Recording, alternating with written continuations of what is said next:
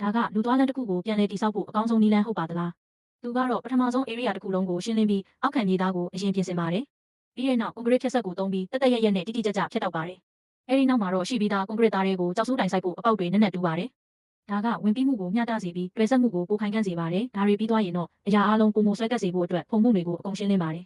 ပြီးတော့တန်ချောင်းတွေကိုအပေါက်တွေထဲထည့်ပြီးမူလကွန်ကရစ်ချက်နဲ့တသားလေးဖြစ်သွားအောင်ထဲထိနက်နက်တွန်းထည့်ပါတယ်နောက်တစ်ဆင့်အနေနဲ့တန်ချောင်းရှည်တွေကိုဖြတ်ပြီးကွေးကောက်တဲ့ပုံစံနဲ့ကိုက်ညီအောင်ကွေးညွတ်ပါတယ်အဲ့ဒီတန်ချောင်းတွေကိုအားလုံးခိုင်မာသွားအောင်ဒေါင်းလိုက်တန်ချောင်းတွေကြားထဲမှာကြီးနှောင်လိုက်ပါတယ်ဒါကလမ်းလျှောက်လမ်းရဲ့အတွင်းပိုင်းမှာခိုင်မာတဲ့တန်ကူကွန်ကရစ်တိဆောက်ပုံကိုဖြစ်စေပါတယ်နေရာတကျရှိမရှိစစ်ဆေးပြီးတဲ့နောက်မှာတော့ကွန်ကရစ်လောင်းဖို့ပြင်ဆင်ပါတယ်ကွန်ကရစ်သားကောင်းကောင်းကတ်နိုင်အောင်မျက်နှာပြင်ကိုရေနှင်းငယ်ဖြန်းပေးပါတယ်ပြီးတဲ့နောက်လက်ဆက်တဲ့ကွန်ကရစ်တွေကိုလောင်းထည့်ပြီးအနှံ့ဖြန့်ချပါတယ်မူလလမ်းရဲ့အကွေးတိုင်းဖြစ်အောင်မျက်နှာပြင်ကိုတေးသေးချာချာပုံဖော်ပါတယ်